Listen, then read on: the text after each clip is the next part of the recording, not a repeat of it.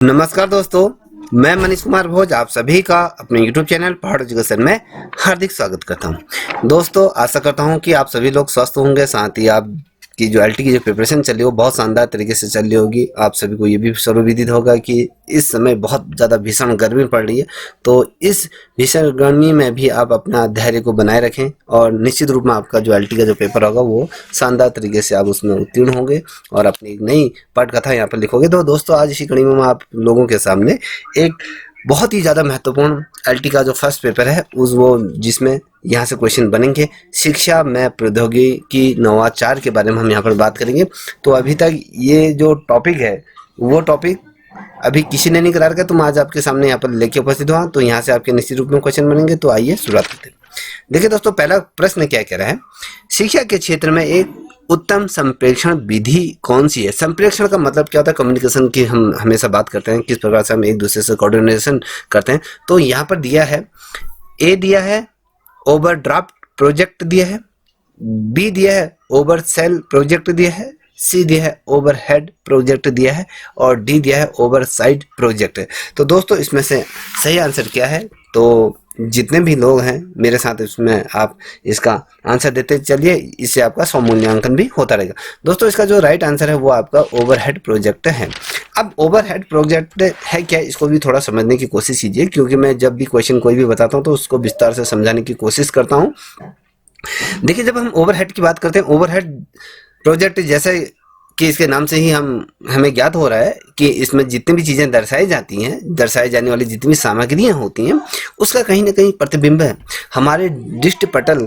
कहने का मतलब है कि जो हमारे देखने वाला, जो हमारा प्रतिबिंब है देखने वाले के पीछे, जो हमारा मस्तिष्क के पीछे क्या होता है, और या फिर कहें सर के ऊपर ये आता है। याद रखिए, ओवरहेड प्रोजेक्ट शिक्षा के क्षेत्र में एक महत्वपूर्ण क्या है, संप्रेषण ये विधि है। शिक्षण विधि के रूप में हम इसको अगर समझें तो ये एक महत्वपूर्ण विधि के रूप में है।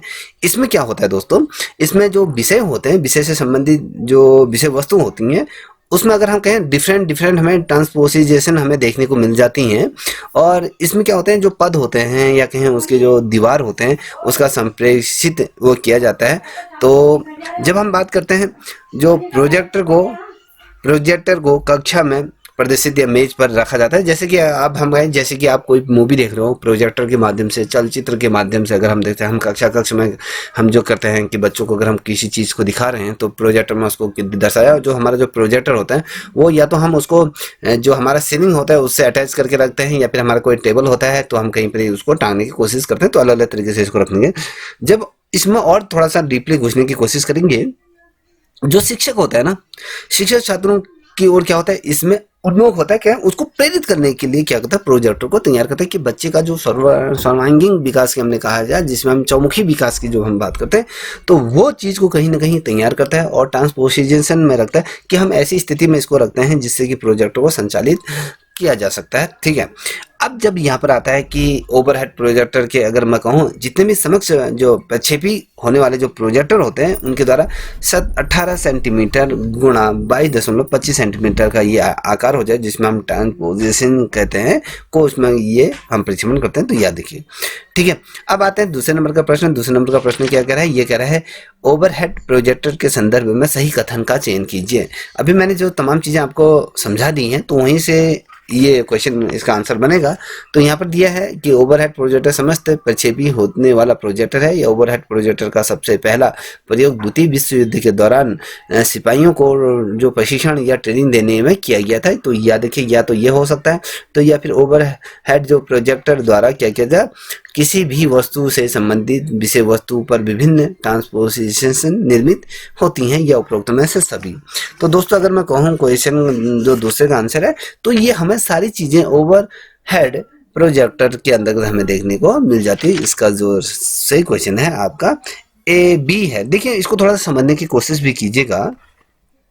इसमें क्या होता है, एक पारदर्शी जो छाया समतल के रूप में एक रोशनी के स्रोत से क्या है, रोशनी इसमें दी जाती है, और रोशनी से क्या होता है, पारदर्शी वस्तुओं के से हमें से जब ये गुजरती है तो फिर हमारे सामने एक पर्दा होता है, जिससे पर्दे पर इसकी इमेज हमें देखने को मिलती है। या कहें पर्दा नहीं भी हो सकता है, तो आपके पास अगर व्हाइट दीवार है तो दीवार पे भी ये प्रतिबिंब आपको दिख जाता है। तो इसको ही हम क्या कहते हैं, ओवर हेड प्रोजेक्टर के नाम से हम इसको जानते हैं। ओवरहेड प्रोजेक्टर की सबसे जो पहला इसका जो प्रयोग किया गया, कभी क्वेश्चन पूछा जाता है कि ओवरहेड प्रोजेक्टर का सबसे प्रथम प्रयोग किस वर्ष कहाँ पर किया गया था, तो आपको पता होना चाहिए। इसका जो प्रयोग किया गया था द्वितीय विश्व युद्ध के दौरान, जब सिपाही जब लड़ रहे थे तो उनको कहीं ना कहीं ट्रेनिंग पीरियड के दौरान उनको किया गया था प्रशिक्षण, इसी के माध्यम से दिया गया था। और अगर हम देखें दोस्तों, इसको थोड़ा ऐसे भी समझने की कोशिश कीजिए।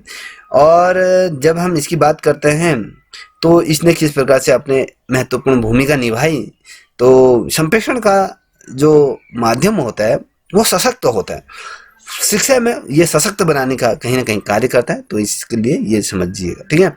अब बात करते हैं तीसरे नंबर का प्रश्न। तीसरे नंबर का प्रश्न क्या है? किसी विधि द्वारा ऑडियो वीडियो टेप की प्रस्तुति परंपरागत पुस्तकों की तुलना में ज़्यादा उत्पादित और शीघ्र पहुंचाने वाली होती हैं। तो ये क्या होता है, इसको थोड़ा समझने की कोशिश कीजिएगा। इसको भी देखिए, यहाँ पर दिया है ऑप्शन है कंप्यूटर सहायता प्राप्त प्रशिक्षण विधियां होती हैं, या फिर बी संगणक आधारित निर्देशिका विधि होती है, या ए और बी दोनों होते हैं, या कंप्यूटर आधारित सामाजिक जो विज्ञान विधि होती है। तो इसका राइट आंसर क्या हो सकता है, तो जिसे आता है तो ये दे सकता है, ठीक है। बहुत ही महत्वपूर्ण बच्चों अपने आप में ये क्वेश्चन, अगर मैं कहूँ इसका जो सही आंसर है ये क्या होता है, कंप्यूटर सहायता प्राप्त प्रशिक्षण विधि ये होती है।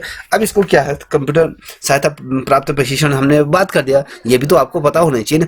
किसी भी यूट्यूब में या कोई भी कुछ भी देखते हो, जब तक आपको उसका अर्थ नहीं समझ में आता है तब तक उनको देखने से कोई फायदा नहीं है। मेरा खुद का ये अनुभव है, यह कहे आप ये चीज़ को मनन भी कर रहे होगे। आपको मैंने यहाँ पर क्वेश्चन दे दिया, मैं कह रहा हूँ कि किसी भी विधि द्वारा ऑडियो टेप की तुलना में परंपरागत पुस्तकों की तुलना में ज़्यादा प्रभावी और शीघ्र पहुँचाने वाली होती है, क्या होती है। अब आपने कहा था कंप्यूटर सहायता प्राप्त प्रशिक्षण, अब ये भी तो पता होना चाहिए ना कि कंप्यूटर सहायता प्रशिक्षण किसे कहते हैं। थोड़ा इसको समझने की कोशिश कीजिएगा, जिसे अच्छी लग रही हो ये बरकरार यहाँ पर बने रहे, नहीं लग रही तो आप इसको एग्जिट करके कहीं दूसरी चीज़ें ये रील्स से देखने में अपना समय व्यतीत कर सकते हैं, ठीक है।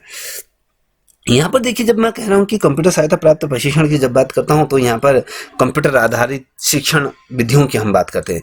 जो कंप्यूटर से जो शिक्षा प्रणाली हम जो प्रस्तुत करते हैं, उसका जो मेन उद्देश्य होता है वो हमारे मस्तिष्क में जो चीज़ों को शीघ्रता से पहुँचाने का कार्य करती है।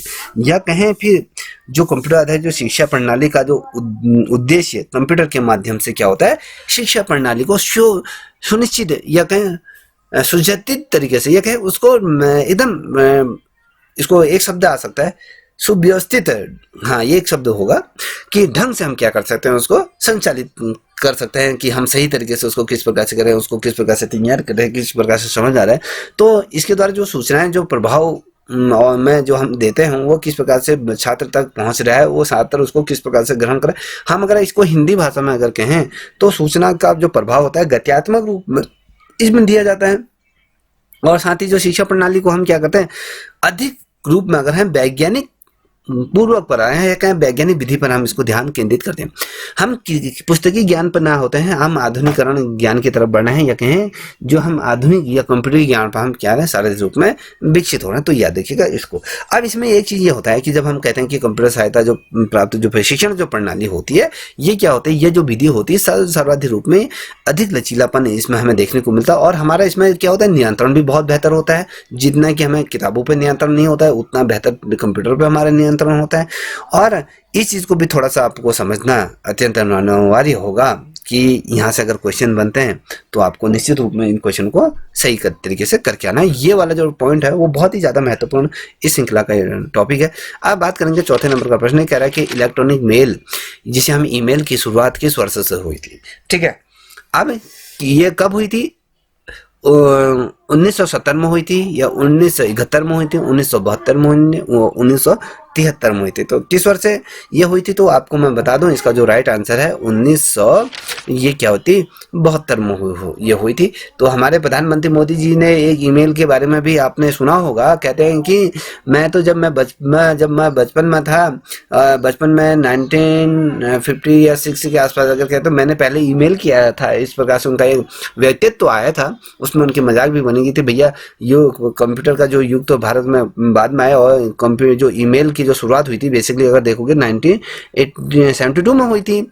और भारत में 95 के दशक के बाद भारत में ये तमाम चीज़ें आई। तो वो कहते हैं कि मैंने 85 के दशक में ये तमाम चीज़ें कर ली थी। तो ये थोड़ा सा हास्यप्रद हो जाता है, थोड़ा हमें समझना चाहिए, तो इसीलिए कहते हैं कि हमें समझ हमारे पास होनी चाहिए। अब देखिए, जब हम ईमेल के बारे में थोड़ा सा आपको बता भी देता हूँ।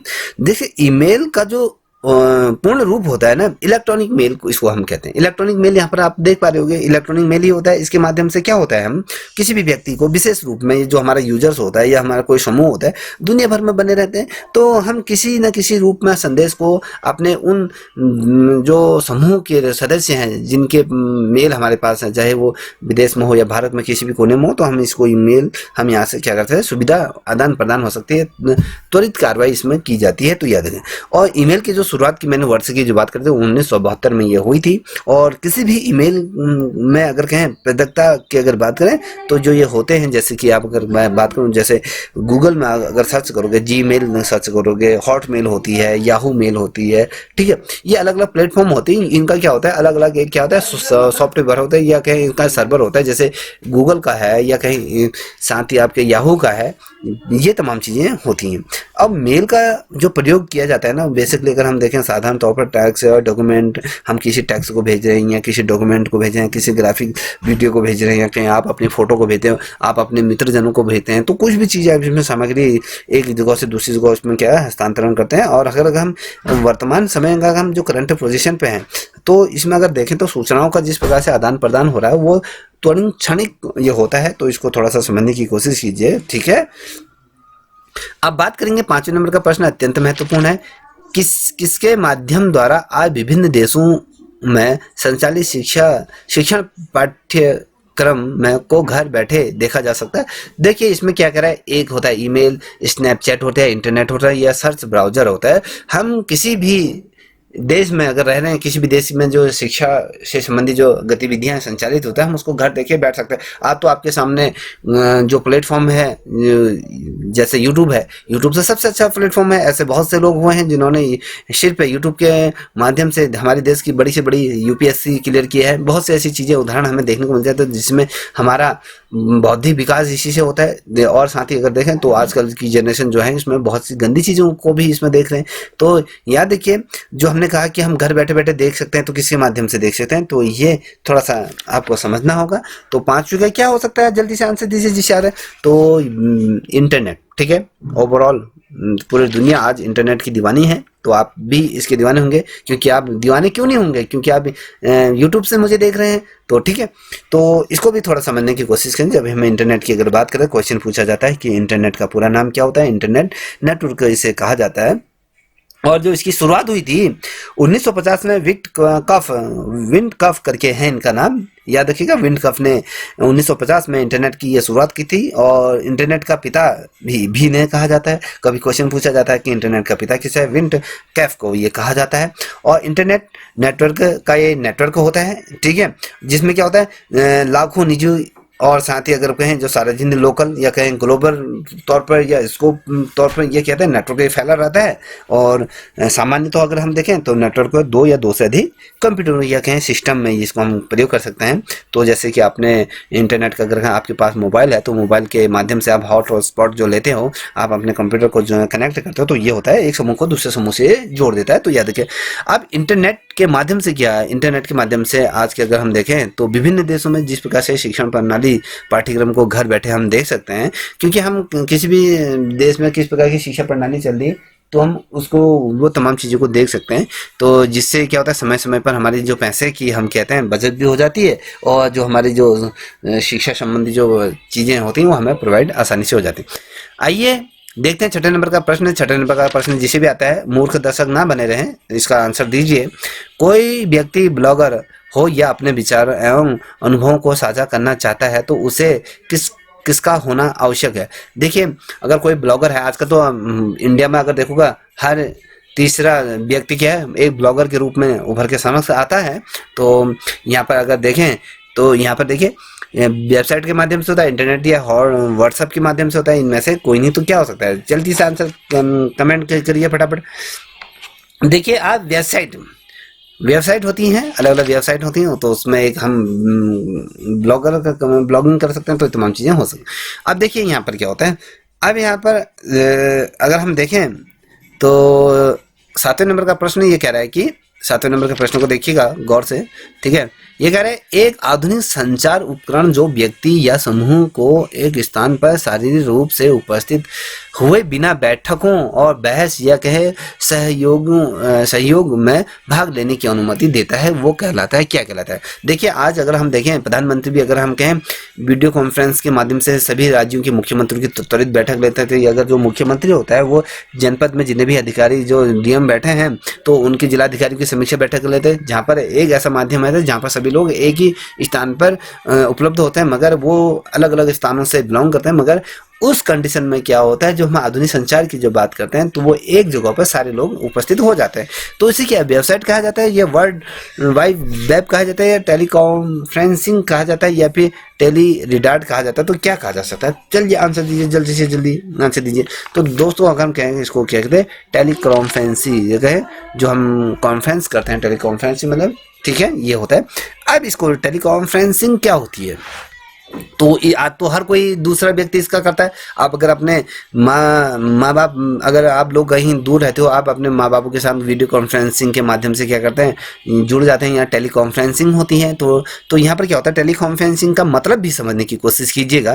टेली कॉन्फ्रेंसिंग क्या है, एक आधुनिक संचार का ये उपकरण होता है। इसमें क्या होता है, जो व्यक्ति होता है वो व्यक्ति अलग अलग समूह में क्या होता है, एक स्थान पर क्या होते हैं, शारीरिक रूप से जो उपस्थित हुए बिना क्या होता है उस बैठक में क्या करते हैं, सम्मिलित हो सकते हैं, बहस कर सकते हैं, सहयोग कर सकते हैं, अपनी प्रतिक्रियाएं यहाँ पर दे सकते हैं। अगर हम देखें वास्तव में, अगर देखें जो वास्तव में जो समय के संपर्क में के लिए क्या करते हैं, ऑडियो और वीडियो चैनलों के माध्यम से हम इसमें प्रयोग करते हैं। भौगोलिक संरचना को भी इसमें माध्यम रखा जाता है। तो अलग अलग तरीके से इसमें टेली कॉन्फ्रेंसिंग की अगर हम बात करें तो इसमें छात्रों को दुरुस्त शिक्षा संसाधनों तक पहुंचाने के लिए क्या होता है, साथ लंबी जो दूरियां होती हैं पारिवारिक और दोस्तों को जोड़कर एक व्यक्तिगत संबंध यहाँ पर बनाने का इसमें क्या है, सक्षम रखते हैं। अब मान लीजिए मैं जो हमारी जो प्रतिदिन 9 बजे और 4 बजे से जो हमारी क्लास चलती है, तो हम क्या करते हैं, गूगल मीट के माध्यम से एक सभी लोगों से हम जुड़ने की कोशिश करते हैं। एक ऐसा प्लेटफॉर्म होता है जहाँ पर जो उस बैठक में जो अलग अलग जनपदों से अलग अलग राज्यों से जो जुड़ते हैं, तो वो क्या होता है, और शरीर कहीं और होता है मगर हम प्रत्यक्ष तौर पर हमारे सामने वो उपस्थित हो जाते हैं। तो ये ही इसकी महत्वपूर्ण भूमिका है, ठीक है। अब यहाँ पर देखिए कह रहा है कि 8वें नंबर, टेलीकॉन्फ्रेंसिंग छात्रों को किस संसाधनों तक पहुँचाने और दोस्तों को जोड़ने में, व्यक्तिगत संबंध बनाए रखने में सक्षम रखती हैं। तो ये कह रहा है दीर्घ वृद्धि शिक्षा या दूरस्थ शिक्षण या केवल या फिर इसमें से कोई नहीं। तो क्या हो सकता है, जल्दी बताइए, जल्दी जल्दी आंसर दीजिए फटाक से, इतना देर मत कीजिए, ठीक है। इसमें जो होता है दूरस्थ शिक्षण को हम कहते हैं। तो इसमें तो कुछ ऐसे बच्चे हैं जो देखने के बावजूद भी आंसर देने में भी कोताही कर रहे हैं, तो आप लोग मत देखिए, आपके लिए वीडियो नहीं है। चलिए यहाँ पे देखिए 9वें नंबर का प्रश्न है। 9वें नंबर का प्रश्न क्या कह रहा है, किसका उद्देश्य सर्वोत्तम प्राथमिक विद्यालय की तलाश कर रहे छात्रों को साधन और आसान और सुविधाजनक पहुंच तक पहुंचाता है, ये तो मुझे बताना है।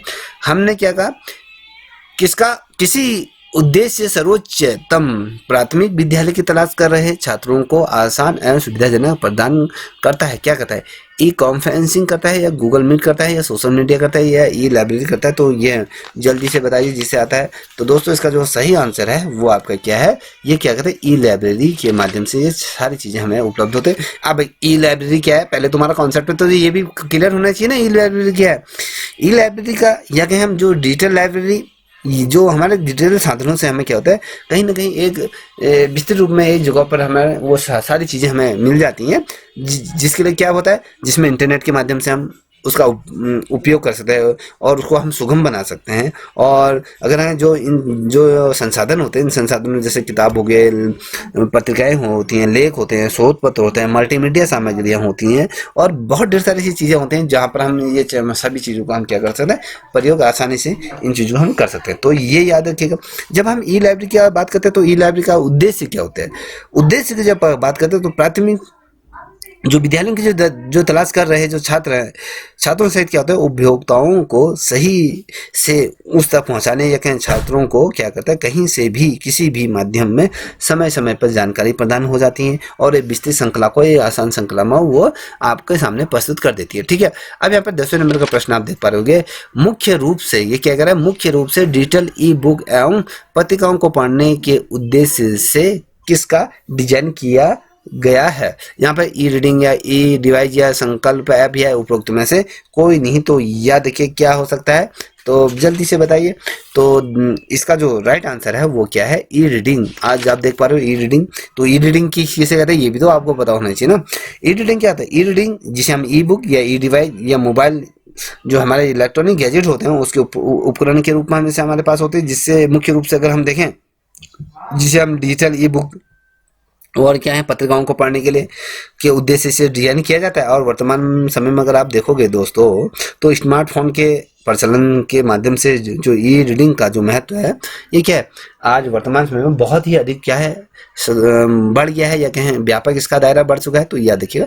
अब बात करेंगे 11 नंबर का प्रश्न। 11 नंबर का प्रश्न क्या कह रहा है, वर्ष आता है 1999 के किसके द्वारा ब्लॉग शब्द का प्रयोग अपनी निजी वेबसाइट पर किया गया था। ठीक है, अब जितने भी ब्लॉगर हैं, ब्लॉग जो भी बनाते हैं, उनको ये भी पता नहीं ये शब्द की उत्पत्ति कब हुई थी। तो किसी से भी पूछेगा उनको नहीं आएगा, क्योंकि आप लोगों को ही नहीं आ रहा तो उन औरों को क्या आएगा। तो वर्ष 1999 का वो समय था किसके द्वारा इस शब्द का प्रथम प्रयोग किया गया था, जिसने अपनी निजी वेबसाइट पर इसको लॉन्च किया था। तो यहाँ पर दिया EN होवलबर्ग का है, कोवलबर्ग है ये, MC स्टेन या विन कफ है या पीटर महाहोज करके जोत करके है। तो ये ABCD। तो यहाँ पर किन्होंने ये किया था, तो बताइए जल्दी से जल्दी ब्लॉग जो ये किया गया था किसने किया था। मैंने इससे पूर्व भी आपको ये बताया था, ठीक है, जब मैंने आपको ये चौथे नंबर का प्रश्न बताया था तो वहाँ पर भी इसका उच्चारण किया था। तो अगर हम बात करें जो ये है, ये आपका डी ऑप्शन क्या है, पीटर मरहोत्ज करके ये दिया गया है, इन्होंने किया था। तो कब किया था ब्लॉग शब्द, जो लॉग का जो संचित अगर हम स्वरूप देखें, ये अमेरिका में वर्ष 1997 के दौरान इंटरनेट में जब ये प्रचलन में आया था तो तब इसका प्रयोग किया गया था। और 99 की जब हम यहाँ पर बात कर रहे हैं तो यहाँ पर जो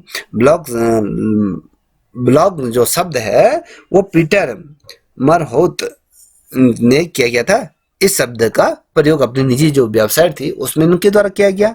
प्रारंभ में अगर हम देखें जब शुरुआती दौर था तो ऑनलाइन जर्नलिज्म को अगर हम देखें जिसमें ब्लॉग प्रकाशित किए जाते थे, उस समय इंटरनेट के अगर हम देखें तो डिफरेंट क्षेत्रों में क्या होता है इसको प्रकाशित किया जाता था। जैसे हम कहें समाचार हो गया और जानकारी होता है, ये अलग अलग होते तो उसमें वो लिंक प्रोवाइड होता था, तो उस लिंक को हम क्लिक करते तो ब्लॉग को लिखने या उसमें समझिए हम जो टिप्पणी हम उसमें कर सकते थे। और हम जब ब्लॉग की अगर बात करें, जो ये तमाम चीज़ें होती थी जब हम उसमें टिप्पणी कर सकते थे तो उसको ही ब्लॉग कहा जाता था। हम क्या करते हैं यार, आपने देखा होगा हमारा एक्स ब्लॉग पर किसी ने कुछ लिख दिया है तो अलग अलग लोग लिखते हैं ना, पहले ट्विटर था फिर एक्स हो गया, तो अलग अलग तरीके से लोग उनको ये पता होना चाहिए।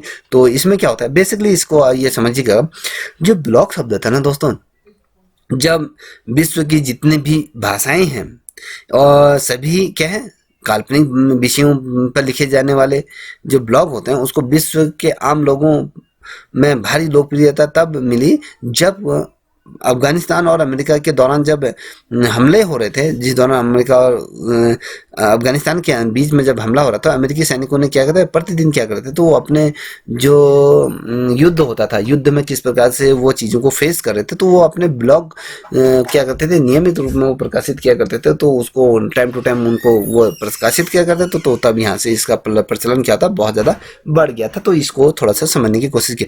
बहुत से लोगों को लग रहा है तो यार ये तो क्या बता रहा है, हम तो ये बता रहा हूँ कि इसमें डीपली बता रहा हूँ, जिसे नहीं देखना चले जाइए। अब उच्च शिक्षा में ICT के संबंध में एक कौन सा कथन सही है। अगर जिसे भी अच्छा लग रहा हो, जिसको लगता है कि ये सही तरीके से मैं समझा रहा हूँ, तो प्लीज़ आपसे रिक्वेस्ट है कि इस चैनल को भी सब्सक्राइब करें। बेसिकली मैं कोटू शब्द बोल रहा हूँ तो आपके भले के लिए बोल रहा हूँ, ठीक है। उच्च शिक्षा में ICT के संदर्भ में एक कौन सा कथन सही है, इसमें दुरुस्त स्थानों में पढ़ाई की गुणवत्ता में बढ़ाई जा सकती है। जो दूरस्थ क्षेत्र में जो शिक्षा है, जो अलग अलग स्थान है, वहाँ पर शिक्षा की गुणवत्ता बढ़ाई जा सकती है। या कहें फिर जो यह उपकरण और अन्य माध्यमों द्वारा पाठ्य विस्तार के कारण दुरुस्त शिक्षा में सहायता होती है। तो इसमें दिया गया है केवल ए है या फिर बी है या ए बी दोनों है। तो इसमें क्या सही हो सकता है, तो आप बता सकते हैं जिसे आते हैं। तो अगर हम कहें तो इसमें ए बी दोनों ये सही है। ठीक है, अब बात करेंगे हम बच्चों, अब हम बात करेंगे 13वें नंबर का प्रश्न। 13वें नंबर का प्रश्न क्या कह रहा है, यह कह रहा है ICT निम्न में से किस में महत्वपूर्ण भूमिका निभाता है? छात्र और शिक्षार्थी प्रबंधन के अंतर्गत, सामान्य प्रबंधन में, या स्टाफ प्रबंधन में, या उपरोक्त सभी। तो इसको थोड़ा समझिएगा बच्चों। तो ICT क्या है, इसका पूरा ये हमने यहाँ पर लिख दिया। अब आपको पूछा जाता है कि ICT का पूरा फुल फॉर्म लिख के भेजिए ना, इतना ही आता है तो लिखिए, ये भी तो पता होना चाहिए ना। तो इसका मतलब होता है शिक्षण में नवाचार के लिए जो सूचना और संचार प्रौद्योगिकी की बात करते हैं, संचार और जो सूचना और संचार प्रौद्योगिकी के बारे में बात करते हैं। आपको पता हो गया ICT मिनिस्टर भी हमने आपने सुना होगा, तो हमारे कैबिनेट मिनिस्टर भी रहे हैं। तो ये पता होना चाहिए। वर्तमान में सूचना प्रौद्योगिकी जो मिनिस्टर है कौन है वर्तमान में, पता है किसी को? अगर आपको ये भी पता होना चाहिए, आपका अगर भारत का जीके भी आपके उसमें दिया है तो आपको पता होना चाहिए जो ये मिनिस्टर हैं आपके कौन है। वो हैं दोस्तों आपके जो क्या है उनका नाम, जिन्होंने ये एक बयान भी दिया था, गोली मारो लोगों को, कुछ मैं उसका नाम याद नहीं आ रहा, बड़े यंग है। ठीक है, अभी आएगा तो मैं आपको बता दूंगा। तो सूचना प्रौद्योगिकी IC एक क्या है, व्यापक क्षेत्र है। इसमें क्या होता है, जो सूचनाओं के संचार के लिए एक बहुत बड़ा ये प्रौद्योगिकी ये समिति ये होती है। इसमें रेडियो होता है, टेलीविजन होता है, सेल फोन होता है, कंप्यूटर होता है, जितने भी चीज़ आज आधुनिक रूप में जो प्रयोग करते हैं, तो उन चीज़ों को हम इसमें क्या करते हैं, प्रयोग करते हैं। और अगर हम बात करें उच्च शिक्षा में, जैसे हम कहें, अगर आप देखते हो उच्च शिक्षा के जो अवसर होते हैं उनको विस्तृत रूप में उच्च शिक्षा के क्षेत्र में उल्लेखनीय कार्य इसमें विकसित किए जा सकते हैं। तो ये तमाम चीज़ें किया। अगर हम देखें यहाँ पर जो शब्द दिया है कि हमने क्या कहा था, ये तमाम चीज़ें, तो यहाँ पर ICT निम्न में से किस में महत्वपूर्ण भूमिका निभाती है? छात्र शिक्षा प्रबंधन और सामान्य प्रबंधन या स्टाफ प्रबंधन या उपरोक्त सभी। तो क्या है, तो इसको थोड़ा सा देखिएगा। 13वें का क्या है आप बताइए जल्दी से, जिसे आता है। तो 13वें का ये उपरोक्त सभी के लिए क्या होता है, ये कार्यान्वित किया जाता है। जब हमने कहा ये उपकरण की बात करते हैं, या इसमें क्या होता है, देखिए बेसिकली इसमें होता है जब हम उच्च शिक्षा के संसाधनों की अगर बात करें, उसमें किस प्रकार से हम अधिक पारदर्शिता ला सकते हैं, प्रणाली को लाने का हम क्या करते हैं, कहीं ना कहीं क्रियान्वित करते हैं। जैसे हमारे मापदंडों को मजबूती मिलने की संभावना इसमें बढ़ जाती है। इसमें छात्रों के प्रदर्शन बेहतर हो जाते हैं, नियुक्तियाँ होती हैं, वेबसाइट होते हैं, एनिमल लॉन्च होते हैं, ब्रांड होता है, ऑडियो होता है, सोशल मीडिया होता है, मैट्रिक्स होता है, अलग अलग तरीके से हम इसमें क्या प्रयोग करते हैं। तो याद रखिएगा, ठीक है। और इसके लिए क्या होता है, इसका जो माध्यम होता है शिक्षण का, वो इंटरनेट, जिसे वर्ल्ड वाइड वेब के नाम से हम कहते हैं, तो इससे इसमें मदद मिलती है। ठीक है, याद रखिएगा।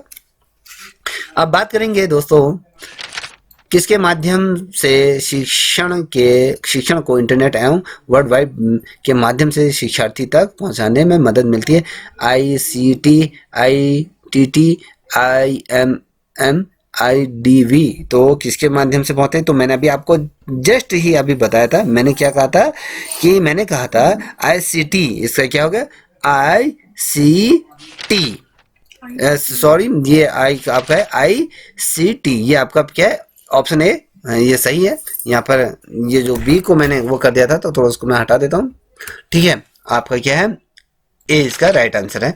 तो यह देखिए, अब इसको थोड़ा समझिए। मैंने क्या कहा था अभी आपसे जस्ट ही कुछ समय पहले आपको मैंने ये बताया था। मैंने कहा था जब हम किसी, जैसे हमारे ऊपर जो अगर हम स्पेस में देखते हैं तो हमारे क्या है उपकरण लगे रहते हैं, उपग्रह के माध्यम से हम, जैसे कृत्रिम रूप में जो हमने उपग्रह ऊपर छोड़े हैं, तो उसके माध्यम से क्या होता है, हमें इंटरनेट की जो सुविधाएं प्रदान होती हैं, तो उसके माध्यम से जो हम क्या करते हैं, पाठ्यक्रम को जो का विस्तार होता है, उसके साथ ही दूरस्थ जो शिक्षा को हम क्या है सुविधाजनक बनाने में ये सहायक होती है। इसके माध्यम से अगर हम कहें जो ई-लर्निंग होती है, और साथ ही जो दूरस्थ शिक्षा के कार्य को हम क्या कर सकते हैं, ऑनलाइन शिक्षा के माध्यम से आप लोगों तक पहुंचाने का प्रयत्न करते हैं, और उसको रोचक बनाने का कोशिश भी करते हैं, और उसको आसान तरीके से उसको समझाने की हम कोशिश करते हैं। ठीक है, अब यहाँ पर देख पा रहे हो 15 नंबर का प्रश्न क्या है, किसी पेशे या कला कौशल की क्रियात्मक रूप में दी जाने वाली शिक्षा कहलाती है। क्या कहलाई जाती है? प्रशिक्षण कहलाई जाती है, कौशलात्मक ज्ञान कहलाया जाता है, या फिर ए बी दोनों है, या अभिप्रेरण? तो क्या कहा जाता है दोस्तों? तो ये बताइए, जिसे भी आता है वो इसका आंसर तत्काल दीजिएगा। तो दोस्तों इसका जो राइट आंसर है वो आपका क्या है? प्रशिक्षण कहा जाता है। ठीक है, प्रशिक्षण के अंतर्गत। अब प्रशिक्षण की जब थोड़ा ये भी देख लीजिएगा, थोड़ा इसको थोड़ा मैं समझा देता हूँ। प्रशिक्षण और सीखना जब हम बात करते हैं तो प्रभावी शिक्षण के रूप में ये आते हैं। तो शिक्षण और अधिगम के बीच की कड़ी को क्या कहा जाता है? पहले क्वेश्चन बनता है तो ये कभी भी याद है, प्रशिक्षण कहा जाता है। तो प्रशिक्षण और ट्रेनिंग का अर्थ अगर हम पूछा जाता है, ट्रेनिंग किसे कहा जाता है, प्रशिक्षण किसे जाता है, इसके अर्थ की भी बारे में तो कभी चर्चा होनी चाहिए ना। अब देखिए, कभी भी होता है कि कभी पेशे से या कला कौशल की क्रियात्मक रूप में दी जाने वाली जो शिक्षा है, ऐसी शिक्षा जो किसी पद्धति से या फिर नियत रूप से दी जाती है।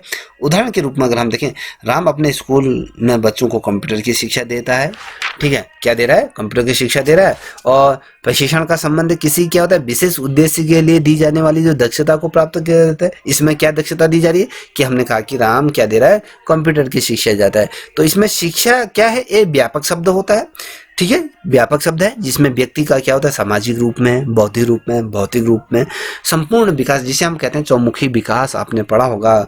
तो इस प्रकार से क्या होता है, अगर हम देखें तो जो शिक्षण प्रशिक्षण की जो हम ट्रेनिंग की बात करते हैं, तो शिक्षा में क्या है? एक सफल क्रियात्मक स्वरूप हमें देखने को मिलता है। एक सबसे बड़ा इसका एक भाग देखने को मिलता है। जब प्रशिक्षण की जब बात करते हैं, ये क्या है? सुव्यवस्थित रूप में एक विधि होती है। इसके द्वारा क्या होता है? व्यक्ति एक निश्चित उद्देश्य के लिए क्या होता है? ज्ञान और क्या है? कुशलता ये सीखता है। तो यह देखिएगा। ठीक है, तो ये आपने अब देखिए 16 नंबर का प्रश्न। 16 नंबर का प्रश्न क्या रहा है? शिक्षण एवं सीखना किन अवधारणाओं पर ध्यान केंद्रित करता है? देखिए, तैयारी, क्रियान्वित कहते हैं, या प्रतिबिंब कहता है, या फिर ये सभी? तो ऑब्वियसली इसका आंसर सभी को आता होगा कि ये सभी चीजें। आपका ऑप्शन क्या है? D as a right answer. अब प्रशिक्षण और सीखना क्या कहते हैं, थोड़ा इसको समझने की कोशिश कीजिएगा। जब हम प्रशिक्षण की बात, जब ट्रेनिंग की बात करते हैं, तो ट्रेनिंग में हम कुछ पर अपनी रणनीतियां बनाते हैं। रणनीतियां होती हैं पाठ्यक्रम को डिजाइन करने के लिए, क्या व्यवहारिक रूप में मार्गदर्शन के साथ साथ अगर हम शैक्षिक जो सिद्धांतों का इसमें क्या होता है, हम उसमें उन चीज़ों को सीखते हैं, उनका प्रदर्शन कैसे किया जाता है, उनको किस प्रकार से प्रदर्शित किया जाए। और प्रशिक्षण के अंतर्गत हम सीखना, प्रशिक्षण और सीखना क्या होता है? 3 इसकी प्रमुख अवधारणाएं होती हैं। देखिए, 3 अवधारणाएं कभी क्वेश्चन पर प्रशिक्षण और सीखने की कितनी अवधारणाएं होती हैं, तो आपको पता होना चाहिए 3 होते हैं, जिसमें के अंतर्गत एक तो यहाँ पर आप दिया है क्रियात्मक दिया है, तैयारी दी हुई है आपका यहाँ पर, जो 3 के 3 यहाँ पर दिए हुए हैं। तो ये आप देख रहे, तो इसकी 3 क्या है? अवधारणाएं हैं बच्चों। ये इसके 3 प्रमुख बिंदु होते हैं। तो इसलिए हमने इसको सभी कहा। तो इसको भी इस प्रकार से समझने की कोशिश की करिएगा। इसमें क्या होता है, थोड़ा सा ये भी समझिए, जब हम क्या करते हैं, बच्चे जब स्कूल समुदाय में क्या होता है? सुरक्षित रहते हैं, या मूल्यांकन और संलग्न जो महसूस करते हैं, और वो बेहतर तरीके से सीखते हैं। देखिए, कभी भी आप लोग क्या करते हैं, जो भी एलटी की जो अभी प्रिपरेशन करें, जब आप अपने घर में भी पढ़ रहे होंगे ना, तो आप सोच रहे होंगे कि मेरे को एलटी के सभी कुछ प्रश्न हमें आते होंगे, जिसमें मैं 1 लाइन क्वेश्चन पढ़ गए, ऑप्शन वाले क्वेश्चन पढ़ रहे होंगे, तो आप लोगों को लगता होगा कि हाँ यार, मुझे तो बहुत कुछ आ गया है, तो मैं एलटी का पेपर निकालूं। जब आप समूह में आते हो ना, मेरे साथ क्या होता है, यहाँ जब हम क्लास चलाते हैं ना, ऑनलाइन क्लास में क्या करते हैं, जब सारे बहुत ढेर सारे बच्चे जुड़ जाते हैं, जैसे हम क्वेश्चन रखते हैं, तो सेट क्या है, लेफ्ट होना शुरू हो जाता है, क्योंकि उनको इतना ज़्यादा अपने आप में पूरा आत्मविश्वास नहीं होता है कि मैं इस प्रश्न का उत्तर सही तरीके से दे सकता हूँ, और या फिर इन बच्चों के साथ में हम क्लास टाइम टू टाइम हम ज्वाइन कर सकते हैं। तो ऐसी भी इनकी क्षमता नहीं होती है। तो मैं बता दूं, यहाँ पर जो भी बच्चे सीडीपी का भी हमारा नया सेशन चलने वाला है, जो भी अगर सीडीपी से रिलेटेड तैयारी करना चाहता है तो वो संपर्क कर सकता है। ठीक है, अब बात करते हैं 17 नंबर का प्रश्न। 17 नंबर का प्रश्न क्या है? व्यक्तिगत एवं शैक्षणिक दोनों स्तर पर छात्रों को उनके लक्ष्यों को प्राप्त करने में किसके द्वारा मदद की जाती है? अभिप्रेरण शिक्षण की, शिक्षण के, प्रभावी शिक्षण के, प्रशिक्षण से, उपरोक्त में से कोई नहीं। तो किसके द्वारा की जाती है? टेल मी नाउ, जल्दी बताइए। तो इसका जो राइट आंसर है वो आपका क्या है? प्रभावी शिक्षण के अंतर्गत होता है। ठीक है, अब यह देखिएगा। अब बात करेंगे अगला क्या है। देखिए, अगला क्या है? प्रभावी शिक्षण किसके साथ बेहतर रिश्ते, अधिक व्यक्तिगत सीखने के अवसर और बेहतर गुणवत्ता वाले लक्षित मूल्यांकन उत्पन्न करते हैं। अधिगम प्रभाव के सामाजिक वातावरण में शिक्षार्थी, अब अगर हम कहें छात्र जिसे कहते हैं, विद्यालय प्रशासन, तो किसके अंतर्गत इसके किया जा सकता है? तो दोस्तों इसको थोड़ा सा ध्यान में रखिएगा। तो जो इसका जो राइट आंसर है शिक्षार्थी, और जिसे हम छात्र कहते हैं। ठीक है, तो ये आपको पता होना चाहिए। जैसे हमने कहा कि जैसे अभिक्रियात्मक अनुदेशन भी होता है, सूक्ष्म अध्ययन भी होता है, ये तमाम चीजें इन्हीं के अंतर्गत आ जाती हैं। तो याद रखिएगा। तो जब हमने क्या करें, प्रभावी शिक्षण किसके साथ बेहतर रिश्ते, अधिक व्यक्तिगत सीखने के अवसर, यहाँ पर गुणवत्ता क्या होता है, तो हम छात्र शिक्षण की बात करते हैं। तो ये इसको थोड़ा सा समझने की कोशिश कीजिएगा। ठीक है, अब बात करेंगे 19वें नंबर का प्रश्न। 19वें नंबर का प्रश्न है, किसी वातावरण या पर्यावरण में छात्रों को सिखाने और शैक्षिक अनुभव को बढ़ाने का लाभ प्राप्त होता है। कब होता है? ए होता है एक अनुकूलन या प्रेरक कक्षा में, या बी होता है शैक्षिक वातावरण में होता है, या ए बी दोनों में होता है, या संरचनात्मक गतिविधि में होता है। तो किस में होता है, तो ये बताइए। तो इसका जो राइट आंसर है, तो ये क्या होता है, ए प्रक्षेपक कक्ष, या फिर कहें ए अनुकूल ये कक्ष होता है। ठीक है, इसको थोड़ा अब देखिए, अनुकूल शिक्षण की अगर हम बात यहाँ पर करें ना, इसने क्या कहा, एक अनुकूल प्रेरक कक्षा ये हम कह रहे हैं। तो इसको क्या होता है, इसको थोड़ा समझने की कोशिश भी कर दीजिएगा। जब हम कहते हैं अनुकूल प्रेरक या कक्षा वातावरण में क्या होता है, छात्रों को सीखने और शैक्षिक अनुभवों को बढ़ाने का यहाँ पर क्या होता है, लाभ मिलता है। थोड़ा क्वेश्चन को समझने की कोशिश भी कीजिएगा बेटा। ठीक है, इसमें क्या होता है, हम कहते हैं जो छात्र होता है, हमारा बच्चा होता है, वो क्या करता है, अच्छी तरह से सीखता है, और शैक्षणिक जितने अनुभव होता है, उन अनुभवों का कहीं वो लाभ होता है कक्षा। और अनुकूल शिक्षण के निर्माण से हमें क्या होता है, जो कथा होती है, जो वातावरण होता है पढ़ने का, जो माहौल होता है, वो अलग अलग तरीके से हम इसको समझने की कोशिश करेंगे। ठीक है, तो यहाँ पर क्या होता है, एक तो होता है हमारा यहाँ पर दिया है, यहाँ पर प्रेरक कक्षा दिया है, जिसे हम कक्षा वातावरण भी हम इसे कहते हैं। तो इसको समझने की कोशिश किया। इसमें क्या होता है, जब कक्षा में उत्साहपूर्ण वातावरण से क्या होता है, छात्रों को पढ़ाने में क्या होता है, रुचि का निर्माण यहाँ पर होता है। किसका निर्माण होता है, जब हम उत्साहवर्धन से जब हम बच्चों को अगर पढ़ाते हैं, तो ना बच्चे भी आपकी तरफ बहुत ज्यादा ध्यान केंद्रित होकर उन चीजों को समझते हैं, सुनते हैं, और छात्रों में वो बौद्धिक विकास कहीं ना कहीं उनमें होना शुरू हो जाता है। दूसरा क्या होता है दोस्तों, कक्षा का उत्तेजना होते हैं, कक्षा में उत्तेजना आ जाती है ना बच्चों में, उसका लाभ भी होता है। और ये जो प्रतिक्रिया होती है, अगर मैं बेसिक लेकर तो कक्षा उत्तेजना का जो लाभ की अगर बात करूँ, ये जो प्रतिक्रिया होता है, जो हमारा जो वातावरण है, उससे जो विद्यार्थी हैं, उन विद्यार्थियों में किस प्रकार से रुचियाँ उत्पन्न हो रही हैं, उनकी भावनाएं कैसे जागृत हो रही हैं, अधिक से अधिक उनकी भावनाओं को हम कैसे जागृत कर सकते हैं, और उनका वो अधिक से अधिक समय अपने पढ़ाई में लगाएं, और जो पढ़ाई से संबंधित जिनमें सामग्री हैं, उन सामग्रियों में अधिक से वो संलग्न रहते रहें। तो ये तमाम चीज़ें होती हैं। और इसमें एक चीज़ और आती है, उसमें आते हैं सक्रियता आती है, किस प्रकार से हम कक्षा में बहुत ज़्यादा सक्रिय होकर पढ़ रहे हैं। तो ये इससे क्या होता है, जो हमारा जो शरीर होता है ना, जहाँ पर हम बैठे रहते हैं, वो शारीरिक रूप में गतिविधि नहीं होती उसमें, बल्कि क्या होता है, हमारे दिमाग में सीखने की जो प्रतिक्रिया हो छात्र की, उसमें भागीदारी सुनिश्चित होती है, वो बढ़ जाती है। तो याद रखिएगा। ठीक है, तो इस चीज को अब बात करेंगे 20वें नंबर का प्रश्न। 20वें नंबर का प्रश्न क्या कह रहा है, अनुकूलन शिक्षण के निर्माण से कक्षा में किस प्रकार का वातावरण यहाँ पर हम बना सकते हैं। तो कौन से बात करें हम, अनुकूल शिक्षण के निर्माण से हम कहते हैं। तो वातावरण का निर्माण हम कैसे करते हैं, एक प्रेरित कक्षा वातावरण होता है, या कक्षा उत्तेजना होता है, लाभ का, या सक्रियता होती है, उपरोक्त सभी। तो इसमें क्या हो सकता है, अनुमान आप बताइए।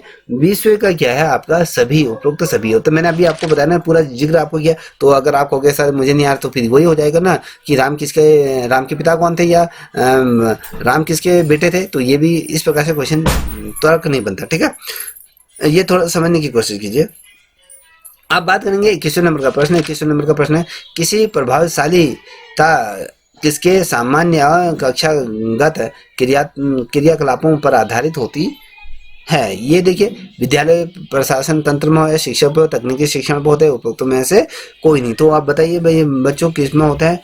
तो इसका जो राइट आंसर हो सकता है, जिसे भी आता है क्वेश्चन का आंसर देना सीखिए, तो इसका जो राइट आंसर है आपका शिक्षक होता है। ठीक है, शिक्षक का क्या होता है, केंद्र या धुरी ये होती है। शिक्षक की जब हम बात करते हैं, तो शिक्षक क्या होता है, विद्यालय में कई प्रकार के शिक्षक आपको मिल जाते हैं, और कुछ तो उसमें बहुत ज़्यादा प्रभावशाली होते हैं, और कुछ बहुत ज़्यादा निष्कृष्ट होते हैं।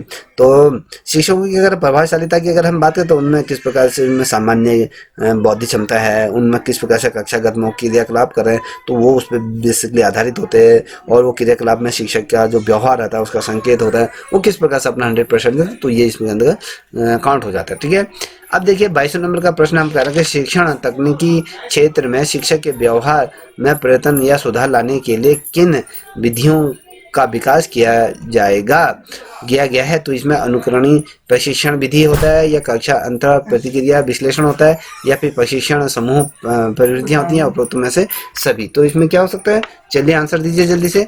तो इसका जो राइट आंसर होगा वो आपके सभी होगा। देखिए अगर हम शिक्षा को अगर व्यवहारिक रूप में, तकनीकी रूप में अगर हम उसको उसमें सुधार लाना है तो आपको क्या करना है, शिक्षक के व्यवहार में आपको संशोधन करना है।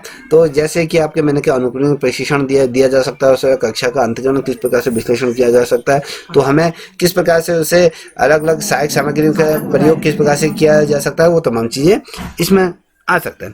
जब मैं कहूंगा आपसे कि इसमें आपने देखा होगा यहाँ पर अनुकरणीय प्रशिक्षण विधि लिखा है, तो उसको भी पता होना चाहिए ये क्या है, तो ये विधियों के बारे में भी आप समझिएगा। इसमें क्या होता है, अध्यापक शिक्षा जो संस्थाओं में क्या करता है, शिक्षण का अभ्यास से पूर्व क्या होता है, पाठ्य जो चर्चा है या पाठ्य जो सामग्रियां हैं उनका प्रदर्शन यह क्या करता है, सही तरीके से कर रहा है या नहीं कर रहा है। और जो छात्र अध्यापकों में से अगर हम देखें तो 1 या 2 से पाठकों का जो पाठ होते हैं उनका प्रदर्शन किया जा सकता है, उन्हें किस प्रकार से कक्ष में शिक्षण के लिए भेजा जा रहा है, और जो छात्र अध्यापक है वो पाठ्य प्रदर्शन का किस प्रकार से अनुकरण कर रहा है, कितना प्रयास कर रहा है, अपनी मौलिकता क्षमताओं का उपयोग कर रहा है नहीं कर रहा है, उन्हें कक्षा में सामाजिक व्यवहार का बोध है या नहीं है, वो बच्चों के साथ किस प्रकार से कोऑर्डिनेशन उसका है, कक्षा शिक्षण में वो किस प्रकार से अधिक कठिनाइयां हो रही हैं उसे, और किस प्रकार से बच्चों के डाउट सॉल्व कर रहा है। जहाँ पर हम कहते हैं कक्षा के अंतर्गत क्या प्रतिक्रिया विश्लेषण यहाँ पर दिया है, आपका बी देख पा रहे होगे, तो इसका क्या मतलब होता है, इसमें क्या होता है, जो शिक्षक व्यवहार का, इसमें जो शिक्षक होता है उसके व्यवहार का क्या है, मापन किया जाता है। शिक्षक व्यवहार के मापन की जो प्रविधियां होती है उसके अंतर्गत जो विश्लेषण होता है, प्रणालियां होती हैं, उसका कहीं ना कहीं उसमें तमाम चीजें की जाती हैं। तो ये प्रकार तमाम चीजें होती हैं। अब बात करेंगे इसमें 23वें नंबर का प्रश्न देगा, अध्यापक को कक्षा अध्ययन प्रतिक्रियाओं की शिक्षा देने हेतु नवीन प्रशिक्षण प्रणाली कौन सी है। अभिक्रमित अनुदेशन है, सूक्ष्म अध्यापन है, प्रशिक्षण समूह विधियां हैं, जो अनुकरणीय विधि है। तो क्या हो सकता है, तो बताइए जल्दी से आंसर। देखिए इसमें क्या होता है, आपका सूक्ष्म अध्ययन इसे हम कहते हैं। अब सूक्ष्म अध्ययन क्या होता है बच्चों, थोड़ा सा इसको समझने की कोशिश कीजिएगा। सूक्ष्म अध्ययन क्या होता है, 2 शब्दों से मिलकर बना होता है, एक तो सूक्ष्म प्लस शिक्षण से। अब देखिए सूक्ष्म का जो तात्पर्य होता है वह गहन होता है, जिसमें हम बहुत ही ज्यादा डीपली जाते हैं। जब हम शिक्षण से तात्पर्य का प्रशिक्षण के दौरान कक्षा में दिए जाने वाला जो शिक्षण से होता है। सूक्ष्म शिक्षण क्या होता है, एक प्रशिक्षण तकनीक होती है। इसके द्वारा क्या होता है, शिक्षक क्या होता है, शिक्षण सत्र की जो रिकॉर्डिंग की जो समीक्षा इसमें करता है, छात्रों को किस प्रकार से रचनात्मक प्रतिक्रिया के साथ उसको प्राप्त कर रहा है, और छात्रों ने किस प्रकार से शिक्षण के दौरान क्या काम करा, उनके शिक्षण तकनीक में क्या सुधार आया, ये तमाम चीजें आते हैं। जब हम बात करें कि सूक्ष्म शिक्षण का आविष्कार कभी पूछा जाता है कि कब हुआ, तो आपको पता होना चाहिए 1963 को इसका क्या होता है, सैनफोर्ड यूनिवर्सिटी में इसका क्या हो गया था, ये डॉक्टर एलन थे उनके द्वारा इसको किया गया था। बाद में इसका जो प्रयोग किया गया था वो शिक्षा के सभी फॉर्मेट जितने भी थे, सभी फॉर्मेट में शिक्षकों को इसको किया गया था। तो याद रखिएगा, ठीक है, याद रखिएगा। अब एक चीज थोड़ा सा और बताना चाहूंगा, आपका ध्यान आकृष्ट करना चाहूंगा कि जब हम सूक्ष्म शिक्षण की जब बारे में मैं आपको समझा ही रहा हूँ, तो इस दौरान क्या होता है, जो छात्र होते हैं ना, छात्रों में जो शिक्षण कौशल को पैदा करते हुए जो छात्र होते हैं उनको परस्पर जो उनके बीच में किस प्रकार से बातचीत में किस प्रकार से सक्रिय रूप में वो प्रतिभाग कर रहे हैं, अपना शिक्षण कौशल का प्रदर्शन किस प्रकार से कर रहे हैं, किस प्रकार से नहीं कर रहे हैं, वो तमाम चीज इसके अंतर्गत आ जाती हैं। ठीक है, अब यहाँ पर देख पा रहे 24वें नंबर का प्रश्न, किसके द्वारा प्रशिक्षण समूह अचानक से उत्पन्न हुआ, जो आलेखों का उन्हीं व्यक्तियों के समक्ष वाद विवाद का निरीक्षण किया गया है। डीजी रायन वेन, बीएफ रिस्कन या एन फेल्डस करके ये दिया गया है। तो ABCD दो यहाँ पर दिया है, तो इसका सही आंसर क्या हो सकता है, तो मुझे बताइए। देखिए 24 का जो राइट आंसर है वो आपका क्या है, बी बेन करके है, ठीक है, बेन करके होता है। अब यहाँ पर देखिए हम बात करेंगे 25वें नंबर का प्रश्न। 25वें नंबर का प्रश्न क्या कह रहा है, किसका आविष्कार वर्ष 1963 में सैनफोर्ड यूनिवर्सिटी में डिवाइडेड डब्ल्यू एलन द्वारा किया गया था। मैंने कहा ठीक है, एलन द्वारा ये किया गया था, आपको यहाँ पर दिया गया। तो कौन सा किया गया था, यहाँ पर प्रशिक्षण, संप्रेषण, सूक्ष्म शिक्षण या सूक्ष्म अध्ययन, तो किसका किया गया था, तो बताइए जल्दी से। मैंने अभी आपको इसका आंसर दिया था। तो जो ये किया गया था सूक्ष्म शिक्षण, इनके द्वारा किया गया था। ठीक है, मैंने आपको क्या है, सूक्ष्म शिक्षण क्या था, आप ये शिक्षा कौशल को पैदा करता है। अब यहाँ पर एक दिया गया है, सूची दिया गया है, एक सूची है दूसरी सूची को मिलान करना है। यहाँ पर देखिए आप इसका स्क्रीनशॉट खींच सकते हैं। तो मैं आपको इसका आंसर बता देता हूँ सीधे ही, तो ठीक है। तो जो इसका जो राइट आंसर है, तो इसका क्या बन सकता है, चलिए बनाने की कोशिश कीजिएगा। 26वें नंबर का प्रश्न है। तो इसका जो आंसर है आपका क्या है, डी है। देखिए यहाँ पर आप ए को 3 से मिलाओगे, ठीक है, ए को 3 से मिलाओगे और बी को 2 से मिलाओगे, बी को क्या मिलाओगे, 2 से मिलाओगे, और साथ ही हम कहें 4 से जो सी है, सी को आपको 4 से मिलाओगे और डी को आप ए से मिलाओगे। ठीक है, तो ये इस प्रकार से ये किया जाता है। अब यहाँ पर आप देख पा रहे होगे 27वें नंबर का प्रश्न है, वह शिक्षक प्रशिक्षण तकनीक जिसके द्वारा शिक्षक एवं शिक्षण सत्र की रिकॉर्डिंग की समीक्षा करता है ताकि छात्र से रचनात्मक प्रतिक्रिया प्राप्त की जा सके कहलाती है। सूक्ष्म शिक्षण, अनुक्रमित निर्देशन या कौशल अभिव्यंजन यह कहा जाता है। उपरोक्त में से कोई नहीं, तो ABCD क्या किया जा सकता है। तो इसका सही आंसर बताइए जल्दी से जल्दी। देखिए इसका जो राइट आंसर होगा, इसमें सूक्ष्म शिक्षण के बारे में हमने अभी बात करी थी, किस प्रकार से रिकॉर्डिंग अपना करता है। अब 28वें का है, सिम्युलेटेड सामाजिक कौशल प्रशिक्षण के संदर्भ में कौन सा कथन सही है। ए, यहाँ पर आप देखते हो, सिम्युलेटेड सामाजिक कौशल प्रशिक्षण तकनीक को कुछ कैसे ने विकसित किया, या फिर अलग अलग दिए हुए हैं यहाँ पे प्रशिक्षण या सुनिश्चित तकनीक कृत्रिम स्थिति में व्यवहार को प्रेरित करता है। तकनीक में एक छात्र एक शिक्षक को एक शिक्षक के रूप में, एक छात्र के रूप में, ये तमाम चीजें उपरोक्त में से सभी। तो क्या है, तो यहाँ पर देखिए इसका क्या हो सकता है, 28वें का क्या हो सकता है, अनुमान आपने सभी ने लगाया। तो ये तमाम चीजें इसके अंतर्गत आ जाती है, सभी चीजें इसमें निहित होती हैं, याद रखिएगा। ठीक है, अब बात करेंगे 29वें नंबर का प्रश्न अत्यंत महत्वपूर्ण है। ये कह रहा है कि वह शिक्षण तकनीक जो पारंपरिक क्या होता है, शिक्षण एवं ई लर्निंग की प्रभावी शिक्षण पद्धतियों को जोड़ती है, वो कहलाती है, क्या कहलाती है, सूक्ष्म शिक्षण, अनुक्रमित शिक्षण या मिश्रित शिक्षण या कौशल शिक्षण, तो क्या कहला जाती है। तो आपको ये बताना है। ये 29वें का क्या हो सकता है, जल्दी से बताइए 29वें का क्या हो सकता है। देखिए दोस्तों, इसमें क्या होता है, इसमें मिश्रित शिक्षण इसे कहा जाता है। मिश्रित शिक्षण विधि भी हम कहते हैं, मिक्स शिक्षा जिसे हम कहते हैं। तो अब ये क्या होता है, थोड़ा इसको समझा देता हूँ, थोड़ा सा समझने की कोशिश कीजिए। अब जब हम मिश्रण शिक्षण, एक क्या हो, एक शिक्षण तकनीक है, एक प्रकार के हम इसमें शिक्षा देते हैं। ये क्या है, पारस्परिक शिक्षण, जिसे हमने ई लर्निंग के बारे में बात करें। ई लर्निंग प्रभावी शिक्षण पद्धति को ये क्या करती है, जोड़ती है, और प्रौद्योगिकी में मदद से प्रत्येक व्यक्ति के अंतः संभावनाएं इसमें लाती हैं और बेहतर परिणाम देने और सीखने के उद्देश्य से क्या करती है, ये कुशल पूर्ण पूर्ति को प्रभावित सिद्ध करती है, और साथ ही लेख शिक्षण में सीखने में प्रभावित तमाम चीजें इसमें अंतर्गत आ जाती हैं। तो यह देखिएगा।